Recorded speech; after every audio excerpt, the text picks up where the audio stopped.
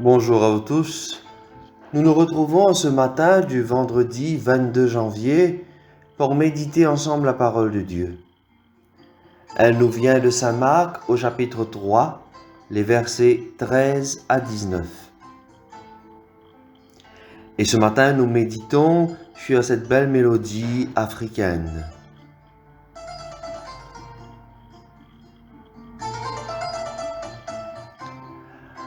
En ce temps-là, Jésus gravit la montagne. Il appela ceux qu'il voulait.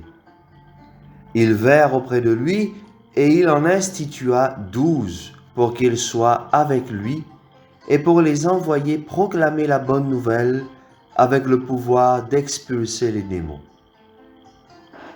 Donc, il établit les 12.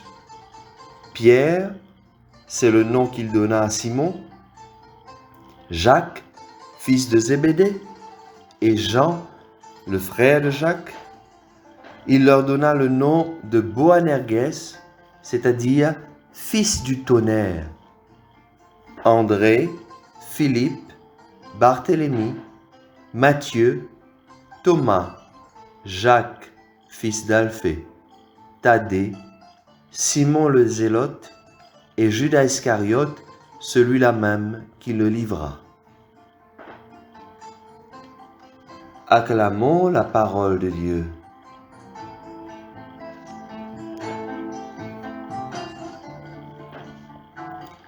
Frères et sœurs, l'Évangile nous présente ce matin l'appel des 12 disciples, des 12 apôtres. Nous pouvons facilement repérer quelques références à l'Ancien Testament, comme pour bien montrer que l'histoire de notre salut est une histoire continue. Jésus en est l'accomplissement.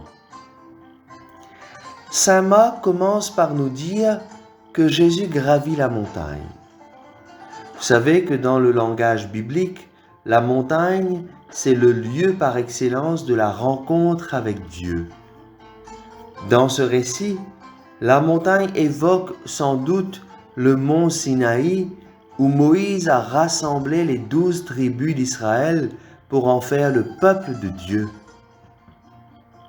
De plus, le chiffre 12 rappelle bien ces 12 tribus qui ont composé le peuple de Dieu, et donc Jésus choisit les 12 apôtres comme pour montrer qu'il veut donner naissance au nouveau peuple de Dieu.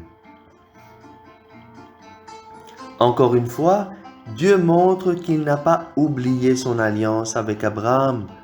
Il reste fidèle, car ce peuple doit toujours exister. Deuxièmement, Jésus appela ceux qu'il voulait. Il n'y a aucun mérite de la part des appelés.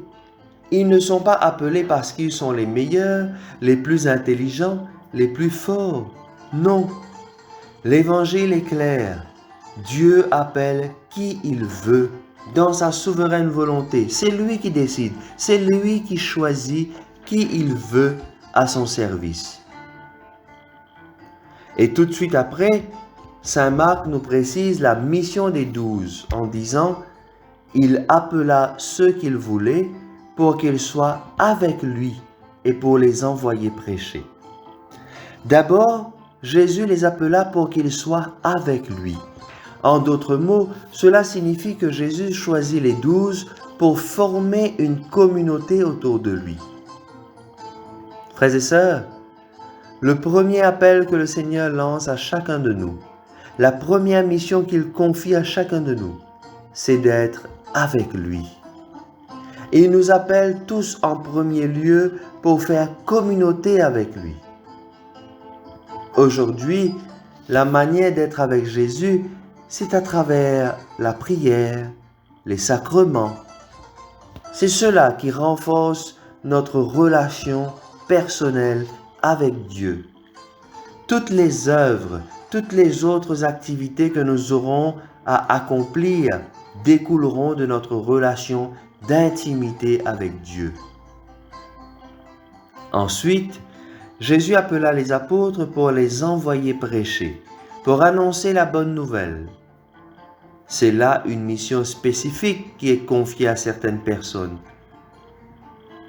Chers amis, aujourd'hui, avec ce passage qui nous parle de l'appel des 12 apôtres, je ne peux m'empêcher de penser à tous ces religieux et religieuses, prêtres, qui ont été appelés et qui ont répondu oui, généreusement, pour l'annonce de la bonne nouvelle, particulièrement dans les endroits où les personnes sont persécutées à cause de leur foi.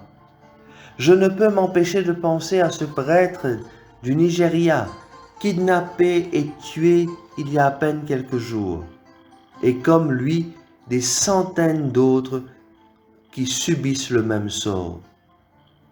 Alors, d'une manière particulière, nous pouvons prier pour eux durant cette journée, pour toutes celles et tous ceux que le Seigneur continue d'appeler à sa vigne. Prions. Seigneur Jésus, donne-nous la force de croire qu'aujourd'hui encore tu appelles des hommes et des femmes à te suivre. Donne-nous la force d'interpeller et d'accueillir ceux et celles que tu appelles. Suscite en nous une charité assez grande pour les accompagner dans leur démarche. Donne-nous la patience et le désir constant de soutenir et d'accompagner ceux qui exercent déjà un ministère au service de l'annonce de la bonne nouvelle.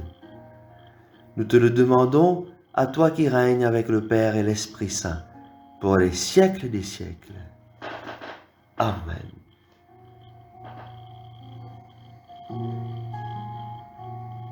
Frères et sœurs, je vous souhaite à tous une très belle journée et un excellent week-end.